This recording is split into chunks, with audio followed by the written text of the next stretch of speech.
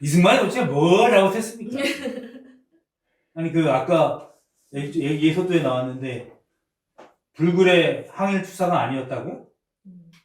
소장님 아니 이해하시죠? 여기 그러니까 비판 그러니까 이승만을 보면은 이제 뭐 저는 뭐 이승만 위인전 읽고 자랐다고 했잖아요. 근데 이제 여기서 보면은 이승만 너무 나빴어요. 나쁜 얘기들이 굉장히 많은데 여기 책에 나와 있는 거는 유일하게 잘한 것은 가장 높이 평가할 점은 불효 불굴의 항일 태도였다. 아니 맞지 않습니까? 아니 이 사람은 감옥도 오래 살았고 그건 뭐 일본 때문에 사는 게 아니에요. 왜? 그 대한제국 때. 그 항일이지 독립. 아니, 그 개화파에 가담해가지고, 그것 때문에 그 고종, 왕정을 타도하자, 뭐, 이거 했다가 잡혀 들어간 거예요. 뭐 어찌됐든 그러니까 이런 사람인데 어찌됐든 적어도 항일에 관해서는 움직일 수 없는 것 아닙니까? 친일했다는 증거가 있습니까? 아니, 그러니까 친일을 하지 친일파의 돈을 받았죠. 않았다고 항일을 한 건 아니죠. 친일하지 않았다고 항일한 건 아니죠.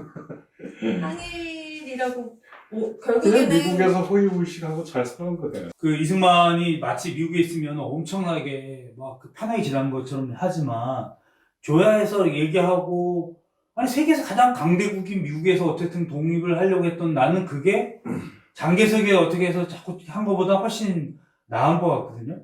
그게 훨씬 더 효과적이잖아요. 국제연합도 거기 있었고 그래서 국제연맹인가? 이승만이 임시정부에서 탄핵이 됐잖아요. 미국에서 국제연맹에 위임 통치를 청원한 사건 때문에 그런 거예요. 아, 네네. 네. 또 하나가 뭐냐면 잠깐 이제 경술국치가 1910년 8월 28일? 28일 맞나요? 그 바로 직후인 9월 달인가 들어와요. 이승만이 들어오는데 와서 보고 한 말이 나라는 빼앗겼지만 참 개화됐네 말하자면 이런 얘기를 한다고. 그러니까 과연 이 사람한테는 뭔 정신머리가 있는 사람인가? 일설에서 또 그렇게 얘기하는 사람이 있지만 이 사람이 양녕대군의 그 반개 혈통의 16대 손이잖아요.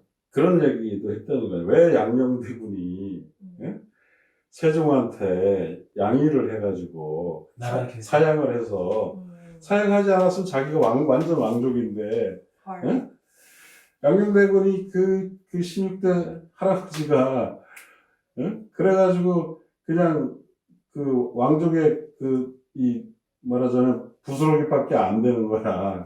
그걸 애석해했다는 얘기잖아요. 정말 이건 좀 악랄한 좌파들의 프로파간다였고요. 저는 뭐 그가 이제 어떤 조선의 왕족의 후손이다라고 하면 되게 많이 얘기했대요. 그건 사실인 것 같고 이 책을 쓴 사람이 제가 조사해 보니까 이 김도연이라는 사람이 한나라당에 출마했더라고요. 그러니까 영남일보 논설이에요. 네, 그러니까 언론인 상당히 우익적인 성향을 갖고 있는 사람이잖아요. 그런데도 불구하고 여기 보면은 그 김원용의 대한 재미한인 50년사를 보면 이거 쓸 때는 아니었겠지.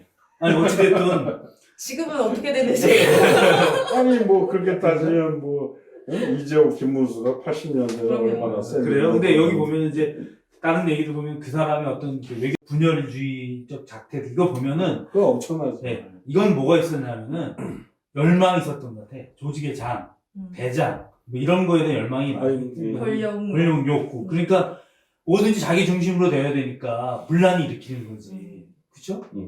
그게 분명히 그런 게 있었던 것 같아요. 아니 그 고종이 만나자고 하니까 안 만나고 이제 미국 갔다는 거잖아요. 그러니까 어떻게 보면 아주 먼 혈족이잖아 고종이. 근데 미운 거야. 저기는 세종도 아니지. 나중에 보면 또 뭐 왕주가 여러 번 이렇게 피가 이렇게 막 그대로 족장자가 계승된 게 아니니까. 그렇지만 어쨌든 미운 거지 고종이. 저절히 내가 앉을 수도 있는데 이런 생각. 그래가지고 그 대한제국 말에 이시 왕가들이 다시 이제 입헌구주제라는 얘기도 있었고 여러 가지 얘기가 있었대요. 근데 복벽주의라고 하죠. 네. 근데 당시에 고종의 그 혈족들을 일본에 있는 걸 못 들어오게 했잖아. 이승만이. 그런. 아, 그런 일도 있었구나. 네, 그래서 나중에 들어왔어. 영친왕 뭐 예, 그러니까 뭐냐면 이방자여서 네, 뭐 일본 놈들한테 갔으니까 안 된다 막았던 거야. 그 이유는 그런 것도 좀 있었던 것 같아요. 그러니까 이제 그 배제학당에 들어갔잖아요. 네. 배제학당 들어가면서 이제 기독교로 개종하고 뭐 이러면서 이제 미국으로 가는 경로가 되는 건데, 그러니까 그때 어떤 그 왕정 이 개화파 서재필이나 이런 왕정 타도 이제 말하자면 공화주의 이런 게 있지만, 나는 이승만은 조선민족을 위해서 어떤 공화주의 그런 측면에서의 공화주의가 아니라 어차피 내 거 아니니까 저거 내 거 아니니까 그런 의미에서 왕정 타도를 얘기하지 않았나. 내 것도 아니니까. 참 되게 욕망도 되게 들끓고 간사하고 막 그렇게 생각하십니까? 그렇게 쓰여 있네요. 아니, 쓰여 있는데 초짜님 생각은 어떠신가요? 정말로 이렇게 보면은 그런 것 같아요. 그리고 되게 뭐 민족사나 뭐 약간 이때 당시에 남북 분단 사태 이런 거에 대한 아무런 이해도 없었던 것 같고, 그러니까 여기에 그런 얘기가 나오거든요. 친밀하기보다는 미국인보다 더 철저히 미국의 이익을 대변하고 있다. 이렇게 평가가 되고 있어요. 그러면은 정말 이건 미국이 진짜- 아니면 아무것도 할 수 없는 뭐 그런 사람이 아닌가? 이거는 좀 진짜 응. 이승만에 대한 좀 지나친 응. 비판이다. 이승만은 기본적으로 그 정치 권력을 획득하고자 하는 욕망이 있었잖아요. 그러니까 항상 이제 대표하는 사람이 되고 싶었던 거였고, 미국에서도 그걸 하려고 했죠. 그런데 어찌되었든 세계적 질서가 미국 중심으로 간다는 걸 깨뜨린 것 같아요. 그래서 미국 관계를 통해서 얻으려고 했던, 어떻게 보면 해안이 있던 건 아닐까요? 뭐 치복이죠 뭐 어쨌든. 그러네요. 복이 있었으니까 어쨌든 대통령도 하고 그래 왔던 거네요.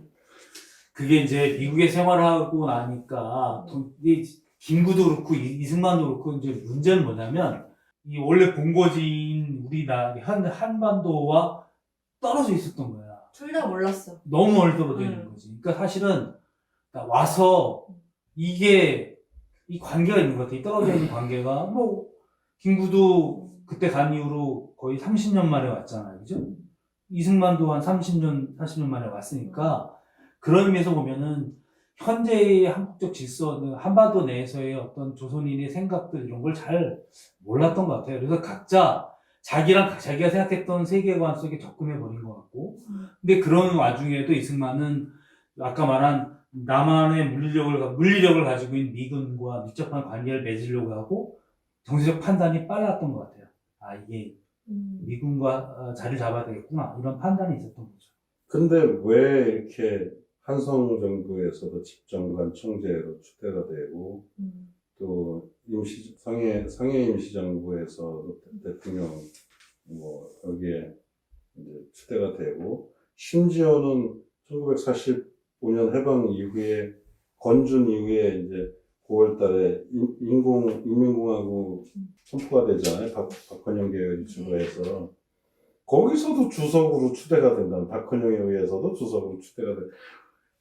뭐 이승만이 대간절 뭐간데 이렇게 했을까요? 어떤 것 같아요? 뭘 하려고 이분이 자꾸 막 있으니까 그 사람도 많이 없었다면서요. 사실 심지어 또 미군정에서는 김규식을 또 더 추대하려고 했었잖아요. 아니, 생각을 해봐요. 이 사람이 프린스턴대 박사야. 그러니까 그 당시에 우리도 지금 미국 박사하면 껍박 죽는데 1945년, 40년대에 미국에서 박사라고 하는데, 정치학 박사라는데, 그러면 그가 가지고 있는 네임드가 있는 거죠. 그러니까 사람들이 다, 이승만 박사 이건 알았던 거죠, 그게. 그렇지 않나요? 아니, 그러니까 그 쟁쟁한, 하여튼 뭐 김구도 있고, 그 쟁쟁한 그 독립투사들이 많은데, 왜 다들 이승만의 그 네임 밸류가 도대체 어디서 나온 걸까요? 그게 박사기 때문에, 미국에서 받은 박사기 때문에, 나도 한동안 그게 참 이해가 안 갔어요. 이분의 욕망이 그렇게 만든 거 아닐까요? 욕망. 이때 상황에 가장 욕망이 많았고, 지금 여기 45년도에 귀국할 때도 딱 챕터 제목에도 정량만을 품고 귀국했다고 하잖아요. 그러니까 굉장히 정략, 음. 이 술수, 이게 술수. 뛰어난 그쵸. 인간이고, 네. 그리고 또 언론 플레이도 잘하고, 그런 걸 되게 잘 한 것 같아요. 근데 그것도 있지만 나는, 왜 배제학당 다니면서 그 협성회의 지도자가 돼요. 말하자면, 우리 말로 하면 학생운동을 한 거야. 예, 뭐, 길지 않은 2년 안 되는 그 배제학당 학생 시절에, 그때는 이제 말하자면, 개화적인 지식인들이 어쨌든 다 몰려있는 데잖아요. 거기서 리더를 하면서 나는 이 부분이 상당히 그 이후로까지도, 왜 지금 80년대 학생운동, 총학생회장 했던 사람들이 지금 다 주류가 돼 있잖아. 좀 비슷한 맥락에서 그때 이미 그런 명망성을 획득한 게 아닌가, 그런 생각을 좀 하기는 해요. 그리고는 뭐 사실 뭐 그 당시가 굉장히 우리가 뭐 인터넷이 있는 시대다. 아니 이승만이라는 놈이 미국에서 뭐 하고 있는지 뭐 대중적으로 잘 알지도 못하고 신문 같은 데는 아니지. 나오긴 근데 하지만, 이승만이 하와이에 있을 때도 평가가 되게 안 좋아요. 근데 이승만이 가는 곳엔 다 분열만 분열을 있는 거예요. 일으키고 분쟁을 일으키고 또 막 여기 보면 재미한이 50년사에 그는 문피를 가지고 민주주의를 구가하면서 뒤에서는 실존과 여론을 무시하고 입으로는 도덕이나 미사 여구를 늘어놓으면서 행동면에서는 폭력단의 보스로 몽둥이를 휘두르면서 동포들을 폭력으로 억누르고 그랬다는 거예요. 그리고 자기를 단체나 조직의 장으로 받들지 않으면 반드시 그 조직을 파괴하거나 분열시키는 놀라운 재능을 가지고 있다고 쓰여 있어요. 놀라운 점은. 이거는 이제 상당히 이제 또 특정한 세력이 가지고 있는 그 평가의 일단이다. 뭐 결과는 그렇다 하더라도, 그러니까 저는 이제 아까 우리 전 박사가 얘기한 것처럼 그렇다 하더라도 아니 이런 거예요. 이승만이 만약에 그냥 자기 자신의 영달을 취유하려고 했다고 하면 그 정도 명망성을 가졌으면 친일을 했으면 더 편하게 살 수 있었어요. 근데 뭐 일본어를 못했나? 영어를 잘했고. 아니 그러니까 제 얘기는 뭐냐면 그런 식으로 그가 가지고 있는 어떤 그런 걸 평가하면 안 된다. 그죠? 장이랑 전명은 그 얘기를 했지만, 사실 태평양 전쟁 이전까지는 일본과 미국, 영국은 완전히 밀월 관계예요. 예, 이 우리나라를 일본이 집어삼키는데도 사실 미국과 영국의 역할이 굉장히 커요. 뭐 러일 전쟁 전후로 해서 일본과 영국은 1, 2차에 걸친 영유 동맹을 하고, 또 울산의교약이 이루어지기 바로 직전에는 가스로테프트 물약을 가지고 사실 필리핀하고 엿바꿔 먹은 거잖아요, 미국이. 그리고 지금의 영미와 일본 관계는 여전하고, 그러니까 태평양 전쟁으로 인해서 잠시 안 좋은 시기가 있었지만, 그러니까 미국 사회에서 일본에 대한 인식은 굉장히 친일적이에요. 미국 사회 자체가. 그러니까 이승만이 미국에 있으면서 대놓고 반일적인 제스처를 별로 안 했다는 거예요. 그 변호 거절했던 이것도 그런 미국 조야의 그리고 주주의 거기에 모난도를 되지 않기 위한 거였다는 거죠. 아니 뭐 미국에 있으면서 뭐 이승만이 뭐 대놓고 친일할 일도 없겠지만, 그렇다고 뭘 대단한 항의를 할 것도 없는 거죠. 원론적으로 조선의 독립이 돼야 되는 것 자체에 대해서는 당연히 동의하고 했겠지만, 그걸 위해서 자기의 모든 걸 바쳐 싸우거나 한 사람은 절대 아닌 거죠. 그것만큼은 명백한 거죠. 이런 거예요. 지금 보세요. 조야에서 일본과 관계가 나쁘지 않은 미국에서 미국 내에서 독립군을 키우는 군사 훈련을 했다라고 하잖아요. 박용만. 박용만. 박용만이었죠. 네. 그렇죠. 박용만 씨가 그분이 하셨는데 그게 이제 뭐 예를 들면 그분과 노선에서 이제 서로 하차하더라도 실제로 그런 것들은 그건 말이 그렇지 그냥 쉽게 말하면 무장 단체를 만든다는 얘기인데 그게 미국 사회에서 쉽게 받아들이지 어려웠을 것 같거든요. 제가 보기엔. 글쎄 뭐 저도 그게 하와이에서 길러서 뭐 어떻게 하려고 했는지 아니, 그러니까 모르겠는데 그렇게 그런 식으로 얘기하니까 야 이건 아닌 것 같아라고 말했는데 야 그럼 넌 내가 이렇게 됐어 그러면 이승만이가 그 말을 야 이건 좀 다른 방법으로 가야 돼라고 말하는 이승만을 분열주의자로 본다는 건 또 문제인 거예요. 그건 이제 그것 때문에 분열주의라고 하는 게 아니고 사실은 하와이 개척은 안창호가 먼저 했단 말이에요. 그 교민사회를. 그러니까 하와이의 교민들이 누구예요? 다 그 사탕수수 농사 짓는 정말 그냥 무지렁이들이었던 거거든요. 거기서 어쨌든 같은 동포로서의 그런 것들을 북돋우면서 그 이영만리에서 정말 힘들게 살지만 우리가 어쨌든 같은 민족으로서의 그런 긍지를 갖고 살자고 그런 거를 했는데 그 조직을 냉큼 먹기 위해서 온갖 술수를 부린 거거든요. 그리고 그 정말 그 농투산이들이 한 푼 두 푼 모은 그 돈 그거 임시정부에 상해 보내라고 모금한 돈 안 보내고 자기가 다 닦아 쓰고 이런 짓만 한 거지 거기서. 그러니까 이제 그리고 늘 안창호를 비방하고 다니고 박용만도 마찬가지지만 그 이승만이 정착하는데 많은 도움을 준 게 박용만이라고 하는데 결국은 아주 그 왼수가 되잖아요 서로. 뭔가를 내 것으로 만드는 데에는 뭐 타고난 이 실력이 있긴 한 것 같아요. 그러니까 어떻게든 천재적 소질이.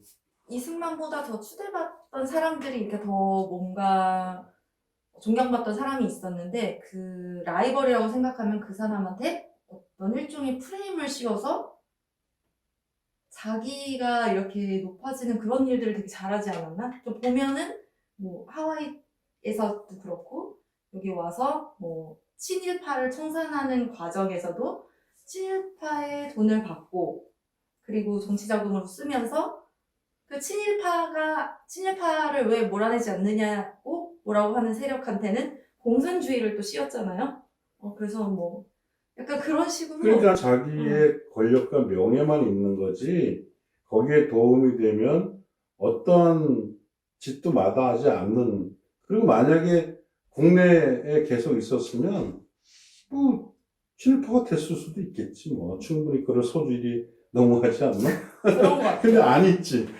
그러니까 굉장히 그 계산이 빠른 것 같긴 해요, 이 사람이. 안타깝습니다. 지금 이승만이 국내에 들어와서 정치 권력을 획득했던 가장 큰 이유는 항의를 했다는 거잖아요. 그죠? 그렇죠. 그걸 미국에서 했다. 이건데 지금 그거조차도 아무것도 아니었고 그냥 뭐 대충 있다가 이제 까이고 하고 온 사람이라는 얘기인데 이거는 너무 극단적인 폄하 아닙니까?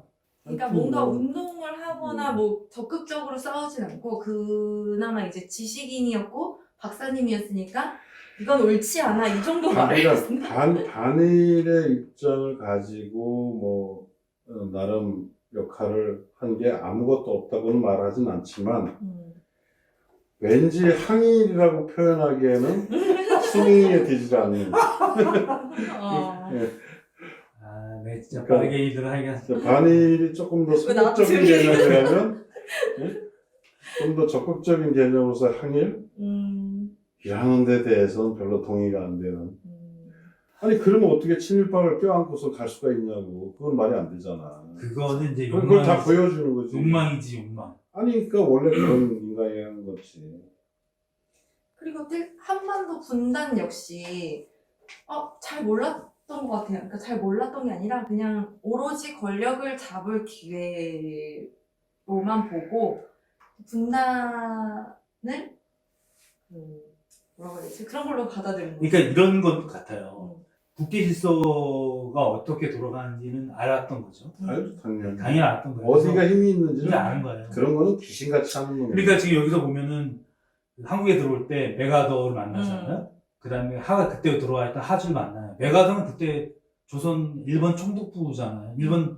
일본을 전체를 관할한 태평양 사령관이고 일본 전체의 총독 같은 역할을 했던 사람 아니에요. 그러니까 그 동아시아 전체에서 가장 막강한 권력을 가진 사람이죠. 맞죠? 예, 메가더를 친했으니까. 예. 그러니까 메가더를 만나고 메가더의 후광을 입어서 하지한테 이제 하지 나 이런 사람이야 이거지. 나 메가더야 알지? 이렇게 하고 간 거야. 나중에 보면 하지를 엄청 공격하잖아요. 이승만이. 그 저압작 한다고. 근데 이렇게 되다 보니까 이승만은 북한에 소련군이 내려왔다는 걸 알고 이게 분할될 것이라고 하는 상황을 미리 한 것 같아요. 이렇게 한 거. 네. 그러니까 이거는 그 양쪽의 군사 세력이 붙어버린 상황이니까 이미 그렇게 될 걸 그거를 알고 안 거죠. 있었고, 또 자기가 먼저 그렇게 몰아가는 것도 있었고, 그리고 이때도 당연히 그게 뭐 메가더 선에서 그랬을 가능성이 많지만, 왜 임정을 이승만보다 한 달 늦게 입국시키잖아요. 이승만을 먼저 입국시킨 다음에 네. 이거는 포석이 있는 거거든요. 그쵸. 네. 거기다가 그다음 이제 반탁이라고 하는 식탁 통치에 대한 입장에서 이승만이 막 들고 날뛰어야 되는데 김구가 더 날뛰는 거야. 그러니까 같이 하지만 그 정도 극단적으로 막 안 하는 거죠. 서로 경쟁적으로 한 거죠. 뭐 독립 축성 네, 그래도 만들고 김구가 더 많이 김구 또 개인적인 특성도 있고 하니까 그렇게 되니까 이승만은 너무 좋은 거지. 이제 만약에 그러니까 당시 한반도가 분할되지 않을 유일한 상황은 신탁 통치를 받아들여서 사개국을 들여서 소련과 미국 군대가 물러서고 이렇게 하는 관계일 텐데 그것이 반탁을 하게 되면은 그 현재적 질서를 유지하는 상황이 되버리면 훨씬 유리한 거니까.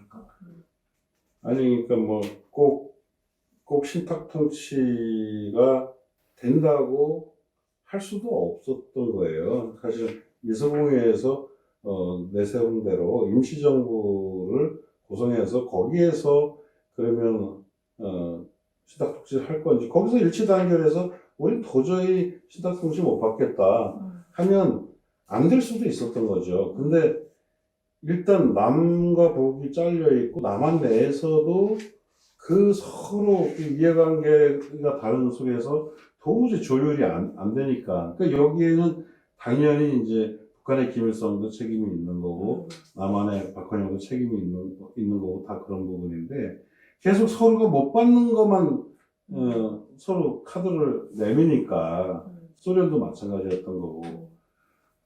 그러니까 그게 미국과 소련은 다 마찬가지로 자기의 영향력이 관철되는 그 정치 세력을 주류로 만들고 싶은 게 있는 거고, 또 각자의 이 정치 세력들은 또 거기서 다 자기 계산 속에서만 가니까 이게 뭐 도무지 될 수가 없는 거죠. 그러니까 그런 측면에서 보면은 그래도 좌우합작에 나섰던 분들이 그나마 제일 진정성 있는 사람들 아니었겠나 저는 그렇게 생각하는 거죠. 그런데 만약에 그렇지 않았다면 이승만의 단독 정부라도 하자라는 게 없었다면 대한민국이 없었을 수 있는 거 아니에요? 그러니까 그거를 뭐 어떻게 가정하고 얘기를 한다는 건 굉장히 좀 우스운 얘기인데 뭐 우리는 그 당시에 있지 않은 사람들로서 지금의 입장에서 얘기를 한다는 것이 얼마나 의미가 있을까는 둘째의 문제라고 하더라도 어쨌든 분단을 막을 수 있지 않았을까? 그러니까 분단을 막을 수 있는 방법이 전혀 없었던 것이었을까?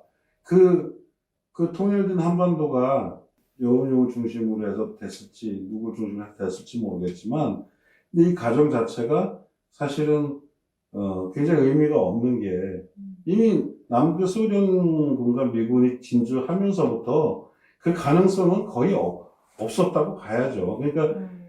그래도 원론적이지만 남북의 주요 정치 지도자들이 그야말로 이 부분만큼은 일치단결해서 막아낼 수 있었다면 지금까지 오는 이 분단의 고통은 뭐 우리가 아주 미국의 전폭적인 지지를 뭐 전폭적인 지지가 됐든 후원이 됐든 해서 지금 대한민국의 모습보다는 좀 못했을지 몰라도 그거는 뭐 우리가 늘 얘기하지만 뭐 제3의 길도 있을 수 있고 제4의 길도 있었을 수 있는 거니까 뭐 그렇게 이승만이 그렇게 하지 않았다면 김일성을 내세운 소련이 한반도 다 먹었을 것이다. 뭐 이런 식으로 얘기를 하는 거는 이건 너무 좀 어폐가 있는 거 아니에요? 그래도 이 신탁 그 모스크바 협정 때 이 내용을 보면은 보면 뭐 모스크바 삼성의 결정은 장차 수립할 한국 임시정부와 한국의 정당, 사회단체의 의견을 존중할 것을 강조하고 있다. 라고 나와 있으면 이게 만약에 신탁이 되었다면 가능성은 있었던 거잖아요. 그러려면 네. 전제가 있어야 되는 것 같아요. 그러려면 이승만이든 김일성이든 우리가 분단된 조국에 있지 않겠다라고 하는 정치적 결단이 있었어야 되는 거죠. 둘 다. 그렇죠? 그러니까 지금 제 세력 전체가 다 받아들이지 않는 거잖아. 왜냐하면 가장 중요한 기득권을 갖게 될 두 세력이 있잖아요. 얘들이 그걸 받아들이지 말았어야 되는데 그렇죠. 지금 정 박사 얘기가 그런 거 같이 권력. 그 뭐 남북의 분단이 되지 않았으면 솔직히 솔직히 말해서 못 잡았지. 김일성이 어디 명함을 내밀어. 저는 뭐 아무리 그 조금 항일무장투쟁 경력이 있다고 하지만 그쵸. 명함 내밀 수 없지 김일성이. 그래서 처음 왔을 때도 소련을 등에 업고 왔어도 김일성이 위원장 자리를 못 앉잖아요. 박헌영. 뭐 그렇고 네. 그 키코트야 뭐 30살이었는데. 30살? 30살이면서. 근데 맞아. 그렇게 되면 아마 그 둘 다 권력을 획득하지 못했을 거예요. 그죠? 그러니까 이제 김일성은 이 반이라도 먹겠다는 욕망, 이승만도 이 반이라도 먹겠다는 욕망이 가진 거죠. 네, 네. 그러니까 지도자들이 그걸 던지지 못했죠. 그러니까 지금 이제 내가 이렇게 물어보면 사람들이 많이 묻잖아. 이승만 아니었으면 반쪽이라도 대한민국 안 됐겠냐 말이야. 라고 말하는 세력에 대해서 지금 전 박사 말하는 게 다 대답인 것 같아요. 바로 그것 때문에 양쪽의 그 권력자들, 그렇게 하려는 자들 때문에 분단이 됐다는 거죠. 그 생각을 가진 사람들 때문에, 결국. 그러니까 그들이 만약에 진짜 통일된 한반도 한국에서였다면 아마 절대로 우리 지도자가 될 가능성이 매우 낮은 사람들이었을 거예요. 아니, 지금 이렇게, 어떤 국민의식이, 어떤 민주주의에 대한 의식이 옛날하고 비교하면, 뭐 사실 굉장히 비약적으로 발전돼 있는 거 아니에요. 근데 우리가 뭐 선거에서 하다못해 도지사, 뭐 시장 선거만 하더라도 그거 얼마나 피튀지게 싸웁니까? 솔직히 말해서. 그런데 뭐 그때는 더하면 더했지 뭐 안 그렇겠어요? 더더군다나. 그러니까 사실은 결국 권력의 문제죠. 그러니까 이제 끊임없이 보니까 권력의 화신들이 권력을 잡는 거야. 그러니까 어중간하면 못 잡네. 예? 그렇죠. 그러니까 이 마음이 약하게 흔들리면 벌써 다 잡아먹히는 거예요. 그래서 깨심이 필요한 건데. 그러니까 김구나 이승만을 보면 김구는 열혈의 마음을 가진 진짜 아름다고 매력적인 사람이에요. 보면은 그 개개인의 풍모나 이런 게 매력적이죠. 그런데 이승만은 그에 비해서 굉장히 졸렬하고 욕망 덩어리고 이러잖아요. 근데 현실 정치나 현실판에서 보면 이런 자들이 결과적으로 권력을 획득해요. 그죠? 그러니까 왜냐하면 힘의 역학 관계라든지 누구한테 힘이 있는지 뭐가 필요한지 잘 알거든, 본능적으로. 그러니까 그런 자들이 결국 권력을 획득하게 되더라고요. 이승만에 비하면 뭐 김구는 당연히 우직하고 융통성 없고 뭐.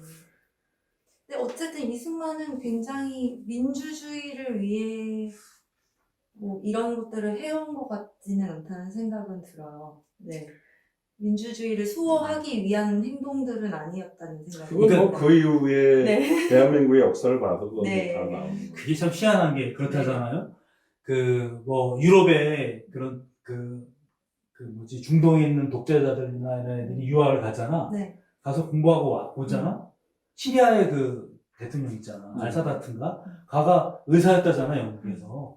갔는데도 다시 돌아오면 극단적인 독재자가 되듯이. 그러니까 미국에서 정치학 박사를 받았는데 미국식 민주주의를 체득하지 못한 거야. 그냥 내가 보기에는 조선의 왕으로 생각하고 있는 거야, 자기 자신을.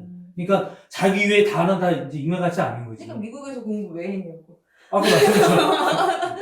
그렇게 배웠다 하더라도 네. 그걸 배우지 하도 못해. 그렇죠, 뭐. 제3세계가 다 그런 거잖아요. 예. 그리고 미국에 와서 유학한 사람들이 무슨 미국식 민주주의를 뭘 체득하겠어요? 거기서 배우는 게 뻔할 텐데. 아니, 이런 엘리트 중심의 네. 예, 그런. 그 조정래 선생님이 얘기했었는데 일본에 간 거야. 일본에 갔는데 우리 이제 아버지가 일본에 그래서 무슨 지역에 있는 동협이나 이런 데서 이제 여행을 보내주는 거예요. 갔더니 일본 사람들이 너무나 잘한다는 거야. 신발 놓고 깨끗하고 질서 잘 지키고 이러는 거야. 그러고 나서 뭐라 하겠어. 한국은 안 돼. 아니 대판 치고 막 이러니까 줄 서서 막 엉망진창하고 이러니까 그 다음에 그러니까 그런 식으로 이제 일본에 유학을 갔어. 일본에 뭐 이런 애들 근데 방에 들어가면 지저분하다며. 네. 보여주기. 그러니까 걔네가 쓰레기 정리를 그렇게 잘한다잖아요. 그게 왜 그러면 걔는 자경단이라는 게 있대요. 자율 경찰이라 해서 우리 의용 소방들 아니 방범대. 자숙 경찰. 이거 왜 이렇게 지저분하겠냐고 말이야. 그럼 사람들이 이제 그렇게 되면 막다. 이런 게 있대요. 이게 일본이 그런 걸 보고 깨끗하고 질서 있고 이런 걸 보니까 이때 딱 왔더니 야 저렇게 잘 훌륭한 나라에서 가르쳤으면 따랐어야 되는데 조생들이 이렇게 되는 걸 수 있잖아. 또 반대로 미국 가서 미국 공부하니까 어마어마한 미국을 가야 돼 이렇게 되니까 미국에 압도되는 거죠.